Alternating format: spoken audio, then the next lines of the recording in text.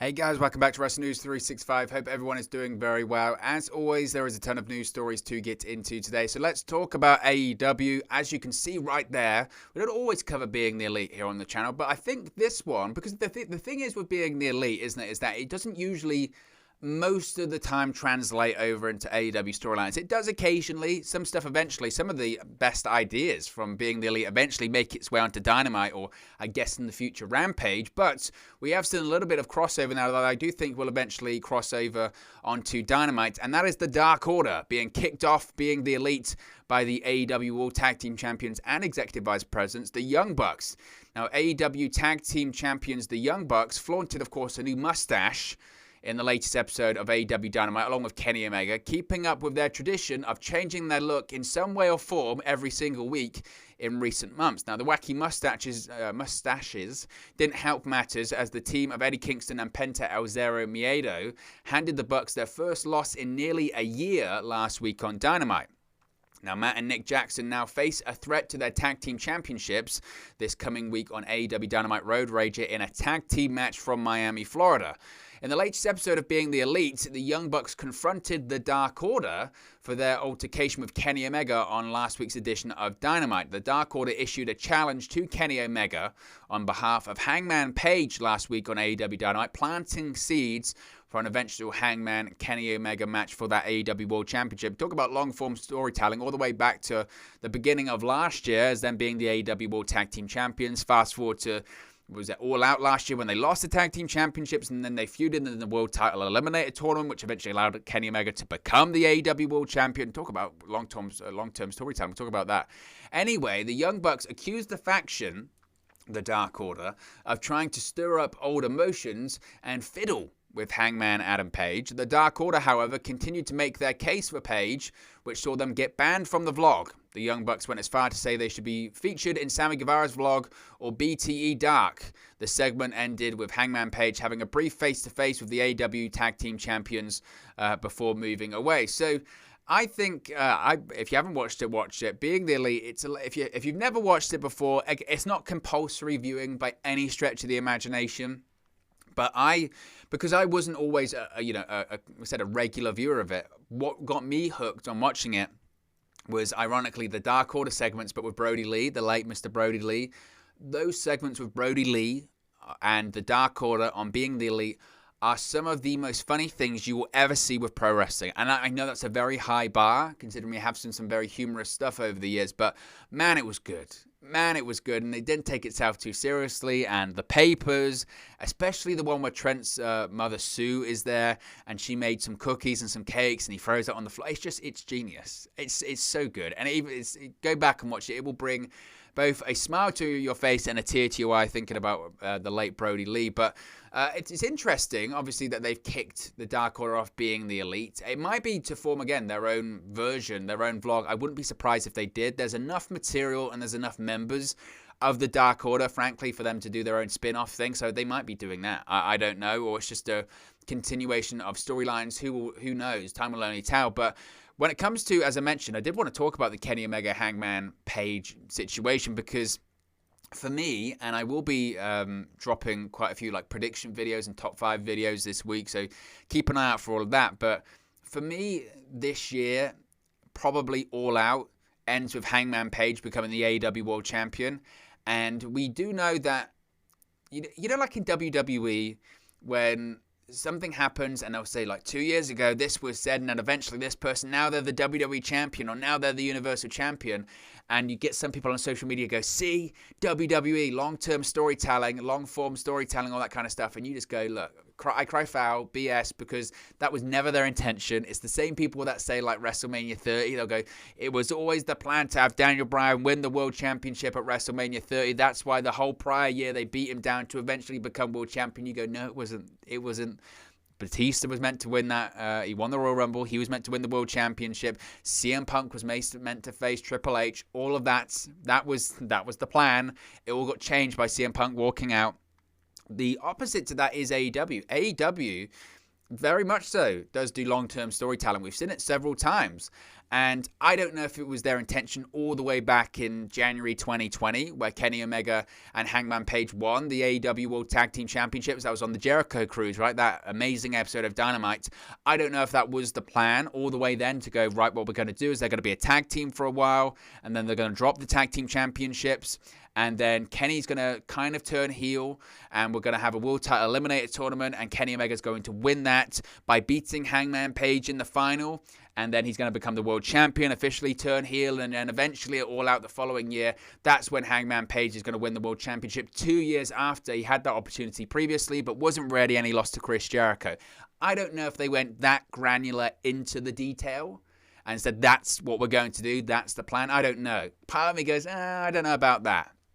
All the way back, say, 2019, or maybe even the start of 2020, especially considering what 2020 brought up in terms of the pandemic. Nobody could have foreseen that one, especially in the world of pro wrestling. So I don't know if they would have thought that far in advance, but certainly it feels like this has been planned for a while. This has been planned for a while when it comes to Hangman, planned for a while in terms of making him the AEW World Champion. He is one of the most over characters in that company. And this is a guy, to be honest, in Hangman Page that was arguably one of the people that was hurt most in AEW by the pandemic. And by that I mean is, prior to the pandemic, that guy was super, super over. Every time he came out on Dynamite or a pay-per-view or whatever, he got one of the biggest reactions of the night.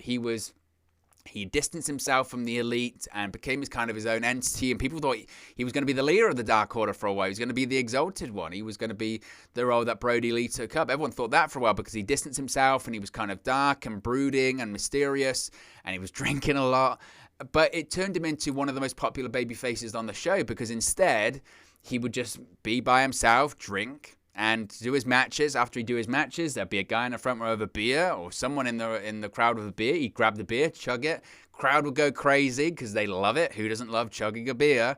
And then he'd walk to the back and he'd be super, super popular. And without that crowd reaction, without that crowd participation, not that he's been dead in the water, but he hasn't felt the same. The momentum he had once just isn't there, or wasn't there, shall we say. I'll speak in the past tense, wasn't there.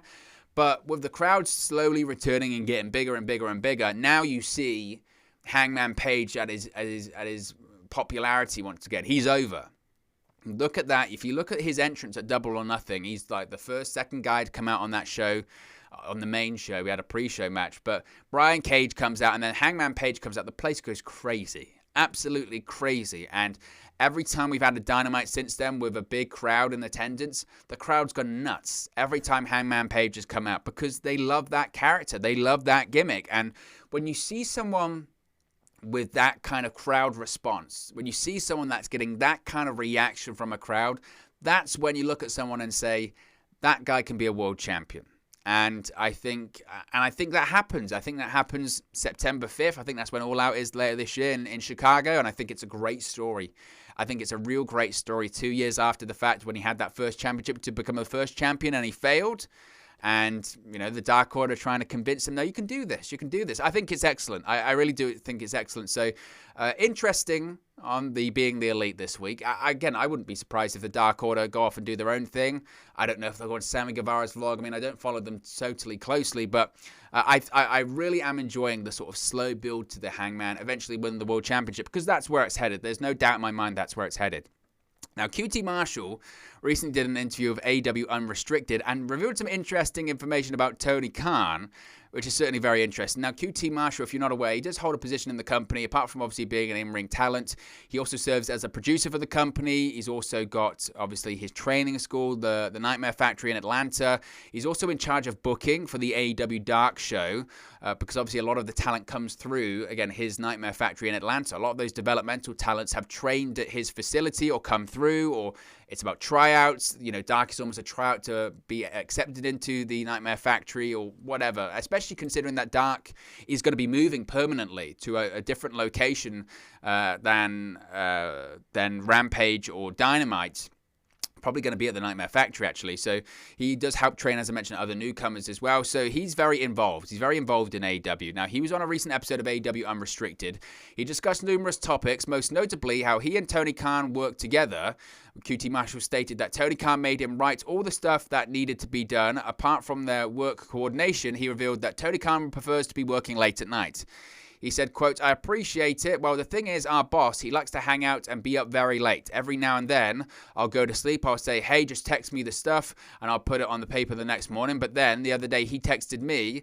I guess we both forgot something. He wrote, while I was doing it by myself, so I was like, okay, point noted, I won't be leaving you by yourself anymore, and this loop was the hard loop. I said, all right, if you can get through these 4 days, I can handle anything. We did it, we made it, those long loops, and that was the end of an era." So obviously he's talking about the booking and all that kind of stuff. Now, obviously, he's a very useful person backstage, Cutie Marshall. I'm one of those people that I don't really care to see him featured on television that much. The whole Factory faction, you know, if you watch the channel, I'm not a fan. I'm not a fan that much, just because it feels like a faction for the sake of, we've got to give Cutie Marshall something, right? And he's facing Cody Rhodes at Road Rager this week, and that strap match, was it a Miami strap match, whatever they're calling it, I don't know. And it just kind of feels like, again, how many times is Cody Rhodes going to get turned on by a friend in AEW? It's kind of ridiculous. It's Sean Spears, MJF, Cutie Marshall now, and then his students turn on him. It just feels like, again, I've said this over and over again, and I don't want to turn this into let's bash Cody Rhodes again, because that's not fair. But certainly sometimes you watch that show, and Cody wasn't on it last week, and I don't know if he will be. Well, he is going to be this week, obviously, but he might be off of it after that, because obviously Brandy Rhodes has just given birth.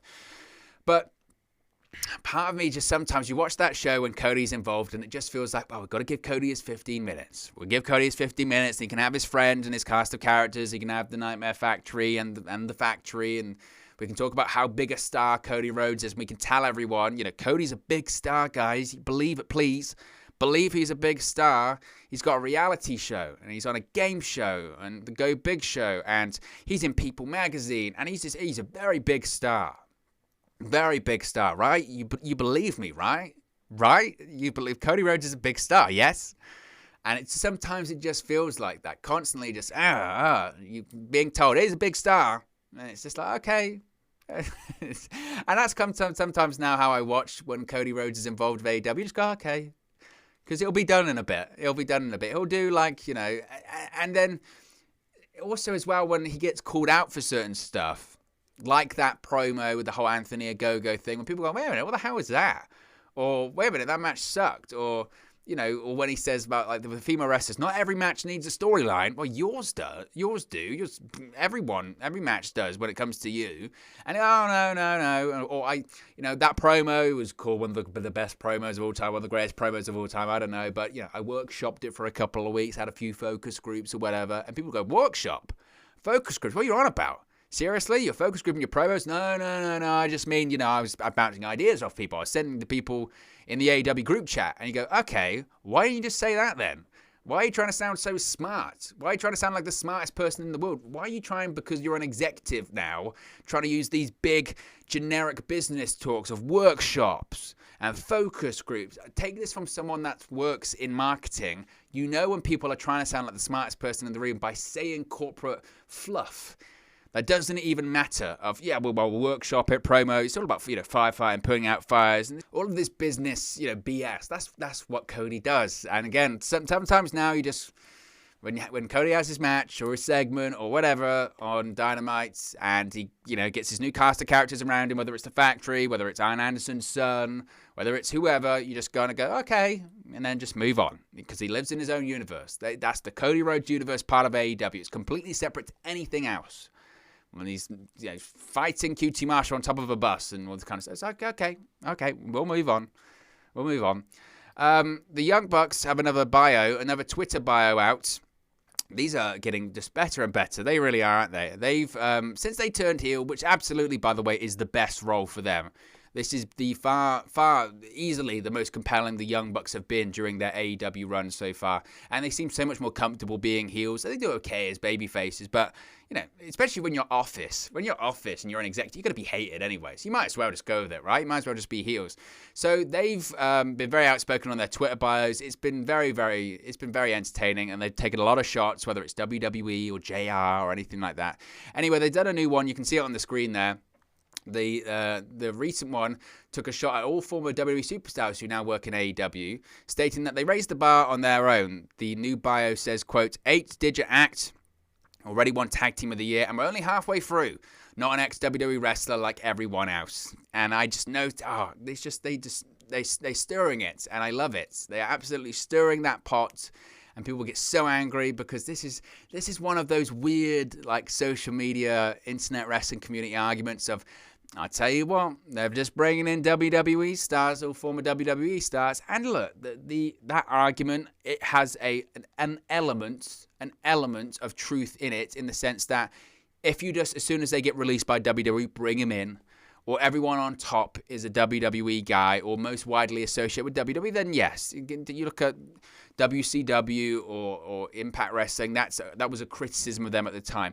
Arguably, though, when it comes to WCW, it was part of the reason it made them so popular in the late 1990s was, again, bringing those ex-WWE guys in, but eventually they need to make their own stars. Frankly, I do think AEW has a very good balance. They do. They've got a lot of guys in that company that have never worked for WWE, whether it's the Bucks, whether it's Kenny Omega, whether it's Darby Allin, but you have to have a mixture of established names. Jericho spoke about it in one of his recent streams of when Dynamite first launched in 2019, there was no use, absolutely no use in having the AEW World Championship and that show, be put on the shoulders, the back of someone that wasn't well known. You needed to give the viewers at home, the casual viewers, a reason to tune in and a name that they knew.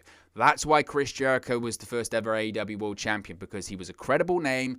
People knew him. And when people said, what's this new wrestling show? what? Dynamite? What's that all about? And people would say, oh yeah, it's great. They've got Chris Jericho. He's the world champion. You've got Jim Ross on commentary. People go, I know them. And then they tune in and then they see Kenny Omega. Then they see Darby Allin. Then they see Britt Baker. Then they see whoever. Then they see Sammy Guevara and those names that they haven't seen before or aren't as well known. That's ultimately what you have to do. So I think that obviously the Bucks, they're just stirring it. They're just there, and they love to stir it. By the way, they really do love to stir it. But that whole argument always really bothers me, especially nowadays, right? How in this modern era, it's very difficult to find someone that hasn't been with WWE. Not so much since AEW's been around, because again, previously, even if it wasn't your dream to go to WWE, you would eventually think, well, I've got to go because I don't want to be a starving artist forever. I want to make my money, then I want to get out. Do a bit of a John Moxley. I'm going to do my stretch. I'm going to get over. I'm going to be popular. I'm going to make money. And then I'll just go on the independent scene and I'll go to Japan or do what I want. Because that's what you had to do. Because for most people grow up watching WWE, and it might be their aim or it might be their dream to perform there one day, perform at a WrestleMania, compete in a Royal Rumble match. But not for everyone. But some people, again, your hands kind of tied. Now that's not the case. You don't have to go to WWE anymore. You don't. You can go to AEW. You can go to New Japan. You can just stick in Impact Wrestling and have a pretty decent name and a good living. So more options than ever. And but the idea of people going, oh, they're bringing in WWE star. Oh, he used to work for WWE. She used to work for WWE. A lot of people did. But a lot of people did. A lot of the guys on the roster that maybe you don't even associate with WWE at some point either tried out or did work for WWE, because that's how it works. That's how it works. WWE is the biggest name in town, and they've tried out a load of people that eventually go on to success elsewhere. Kenny Omega was in WWE developmental at one point. The Young Bucks, they've appeared on WWE programming, television before, in enhancement matches again, because at the time, they wanted to work for WWE. So that argument is it's ridiculous for me, absolutely ridiculous. Finally, Konnan has spoken about his recent AEW appearances and spoken about the vibe backstage. Of course, he was physically involved in an angle with FTR on his last appearance on Dynamite. He spoke about his experiences. He said, quote, "It was one of the greatest experiences of my career because everybody's very, very happy. Everyone's very helpful. Everyone's very professional. There is this one room there with Don Callis, Kenny Omega, the Young Bucks. They're all there. They're all playing basketball games. They're watching NBA. It's a very fun atmosphere. And I thought to myself, wow, I wish I could have grown up in this type of atmosphere." Now, Konnan continued speaking about his reunion with various people in AEW after a decade, like Paul White and Vickie Guerrero. He mentioned how happy the two were at AEW and they're to vibe and have fun as well. He said, quote, "And everybody is happy. I saw Vickie. I haven't seen her in 15 years. I hadn't seen Jerry Lynn in 15 years. I hadn't seen the Big Show in like 15 years. Legit, they're very happy. It's a really good, I'm not even trying to get a job or anything like that. It's a real cool vibe." Even after the show, they have food for everybody in a big conference room. You can take the food to your room. You can eat it right there. Then they have this little lounge where everyone is listening to music. And Konnan seems very happy there. And Konnan, I think, will make more appearances in AEW. I have no doubt about that. He's kind of stepped back into the role he had in Impact with Santana and Ortiz when he was their kind of manager, spokesperson in LAX. Given that, obviously, we're seeing this feud between FTR and Santana and Ortiz, I think that's this week on Dynamite Road Rager as well. It's going to be Konnan in the corner of Santana and Ortiz with FTR, of course, with Tully in their corner. I think Konnan will continue because I think Santana and Ortiz are going to win the tag team titles at the Grand Slam Dynamite later this year in New York. So I think Konnan will continue, and I think he did excellent. He did absolutely excellent on the mic and in the segment with Tully that he had on Dynamite. So I'm excited for it. Konnan was just a little bit before my time in the late 90s when it comes to WCW. I've seen his work after the fact and was a fan. I almost know him best from the Impact days with LAX, but yeah, I think he's done an excellent job so far. So very excited to see what happens next for him in AEW. But look, guys, as always, this is just one man's opinion. What are your thoughts on all of these AEW news stories you've spoken about today? Let me know your thoughts in the comment section below. I'll do my best to respond and reply to all of your comments. Really enjoy interacting with you guys talking about AEW, Impact Wrestling, New Japan Pro Wrestling, WWE, all things pro wrestling here on the channel. So be sure to get involved in the community. Drop a comment below. All opinions are welcome. If you have enjoyed this video, please do smash a like on the like button too. It really does help us out here on YouTube. Go up the rankings and get into people's recommendation feeds if they haven't seen our videos previously. But most importantly, if you haven't already, please do subscribe to Wrestle News 365. You can do that by clicking the bottom right hand corner of the screen right now, or if you wait a few seconds, there'll be a subscribe button at the end of this video along with another video for you to watch. Thank you very much for watching, listening, streaming, or have you come across this video today, and I'll speak to you again very, very soon. Hey guys, thank you for watching, listening, streaming, or however you come across this video today. Be sure to click on the video on the right there to watch our next video, or click the bottom there to subscribe, or the bottom right hand corner. Thank you very much, and I'll speak to you again very soon.